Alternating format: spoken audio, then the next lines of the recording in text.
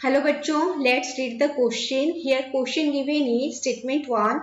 The acidic strength sequence BME3 is less than BMeO whole 3. Statement 2. The acidic strength can also be explained considering the existing back bonding. The options given are option A. Statement 1 is true, statement 2 is true, and statement 1 is the correct explanation for statement 2 is the correct explanation for statement 1. Option B, statement 1 is true, statement 2 is true, and statement 2 is not the correct explanation for statement 1. Option C, statement 1 is true, statement 2 is false. Option D, statement 1 is false, statement 2 is true. So here the की concept is, यहाँ पे जो की concept है वो क्या हो जाता है कि अगर बैक बॉन्डिंग एग्जिस्ट करता है, वो बैक बॉन्डिंग एग्जिस्ट करने से क्या होता है, जो शॉर्टेज ऑफ इलेक्ट्रॉन है किसी भी एटॉम का, शॉर्टेज ऑफ इलेक्ट्रॉन वो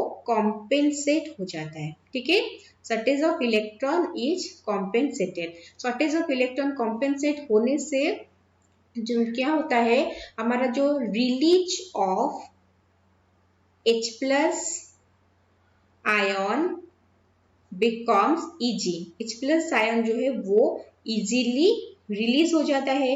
वो इजीली रिलीज होने से क्या होता है, जो एसिडिक स्ट्रेंथ है कंपाउंड का, एसिडिक स्ट्रेंथ वो इंक्रीज करता है. ठीक है, तो यहाँ पे हमें क्या कर देखना है, इस जो BMe3 BMeO होल 3 है, इसमें क्या है, दोनों ही बोरन के कंपाउंड से, इसमें बोरन में 3 कोवैलेंट बॉन्ड्स है. ओके, तो बोरन में पहले से उसका 3 है, उसका वैलेंस इलेक्ट्रॉन, और उसके साथ 3 कोवैलेंट बॉन्ड से उसको 3 इलेक्ट्रॉन मिलता है, तो टोटल बन जाता है 6 इलेक्ट्रॉन.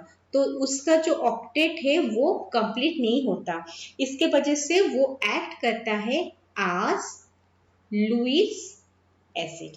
ठीक है, तो वो लुईस एसिड के हिसाब से एक्ट करता है. और नेक्स्ट क्या होता है, जो ट्राईमिथाइल बोरेन है, मतलब जो BMe3 वो ट्राईमिथाइल बोरेन होता है, BMeO होल 3 जो है वो ट्राईमिथॉक्सी बोरेन होता है. तो ट्राईमिथाइल बोरेन में क्या होता है, BMe3 ट्राईमिथाइल बोरेन में वहां पे बैक बॉन्डिंग हो जाता है. ठीक है, तो बैक बॉन्डिंग जो हो जाता है उसके वजह से क्या होता है, जो इलेक्ट्रॉन डेफिशिएंसी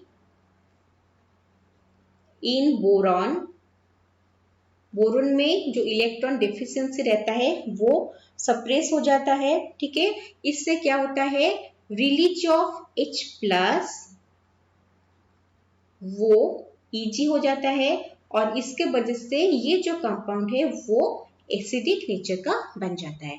तो इस क्वेश्चन में जो फर्स्ट स्टेटमेंट है वो स्टेटमेंट हमारा रॉन्ग है, सेकंड स्टेटमेंट जो है वो करेक्ट है. तो इस क्वेश्चन का जो करेक्ट ऑप्शन है वो हो जाता है हमारा option D, that is statement 1 is false, statement 2 is true. Okay, I hope you understood well.